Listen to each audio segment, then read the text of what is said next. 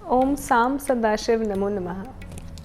आज उस पवित्र धाम की बात करेंगे जहाँ समुद्र और आसमान मिलते हैं, जहाँ हर सांस में शिव का एहसास होता है। सोमनाथ। सोमनाथ 12 ज्योतिर्लिंग में से एक है। पर क्या आप ज्योतिर्लिंग का मतलब जानते हैं? ज्योति मतलब प्रकाश और लिंग मतलब शिव का रूप।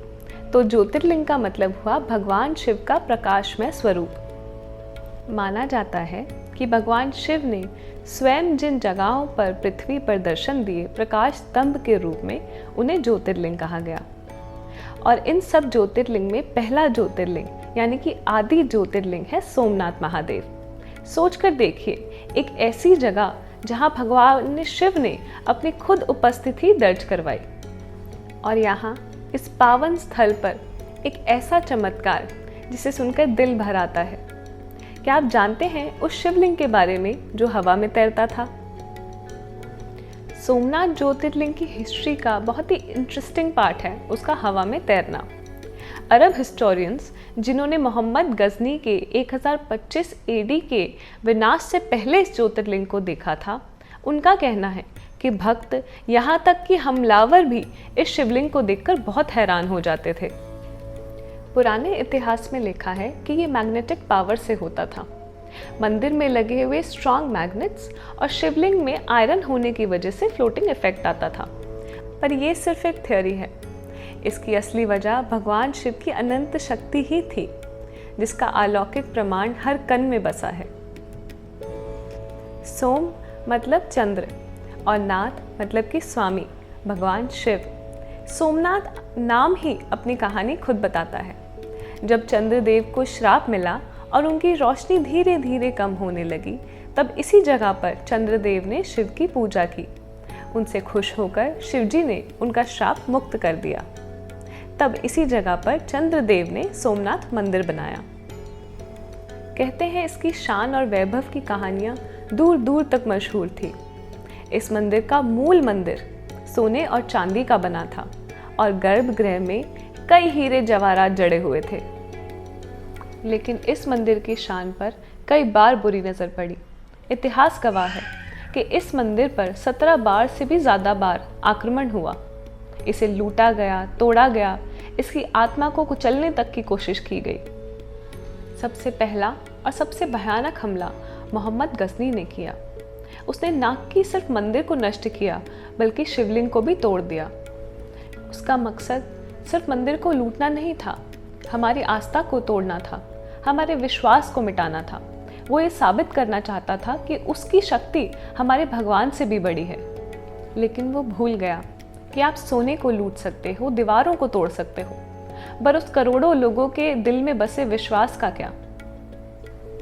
जितनी बार ये मंदिर टूटा, उतनी ही बार दोबारा उसी शान से हमारे पूर्वजों ने इसे बनवाया। राजा भोज से लेकर मालवा की रानी अहिल्याबाई होलकर ने इस आस्था की ज्योति को बुझने नहीं दिया। रानी अहिल्याबाई ने टूटे हुए मंदिर के पास ही एक नए मंदिर का निर्माण करवाया। ये मंदिर आज भी सोमनाथ ज्योतिर्लिंग के पास ओल्ड सोमनाथ मंदिर या फिर अहिल्याबाई मंदिर के नाम से जाना जाता है। ये मंदिर पत्थर का नहीं, हमारी उस इच्छा शक्ति का प्रतीक है जो कभी नहीं हारती।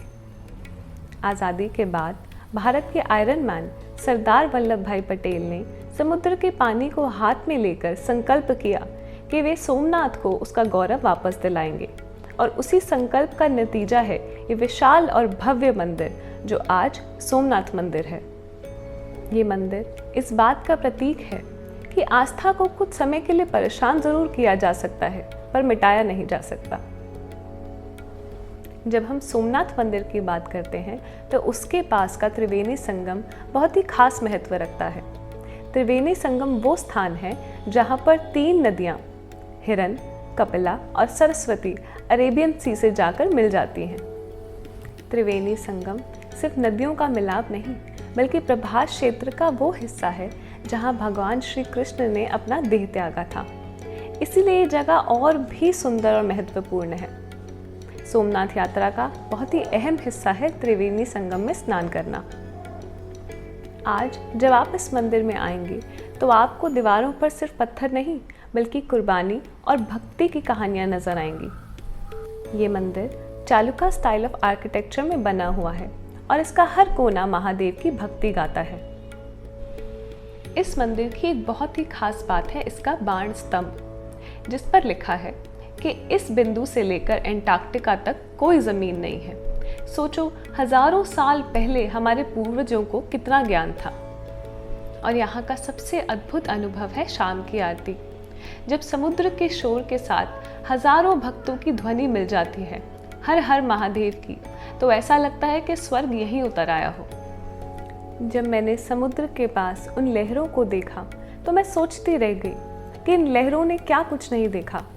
इन लहरों ने मंदिर का वैभव देखा है, उस पर हुए कई प्रहार देखे हैं, मंदिर फिर से बनते हुए भी देखा है। सोमनाथ सिर्फ एक यात्रा नहीं है, बल्कि अपने इतिहास से, अपने जड़ों से जुड़ने जैसा है। ये आपको सिखाता है कि जीवन में कितने ही तूफान क्यों ना आए, अगर आपके मन में आस्था है तो आप दोबारा उसी मजबूती से खड़े हो सकते हैं। सोमनाथ सिर्फ एक मंदिर नहीं, विश्वास है, एक भरोसा है कि अंधेरा चाहे कितना ही गहरा क्यों ना हो, सुबह ज़रूर होती है।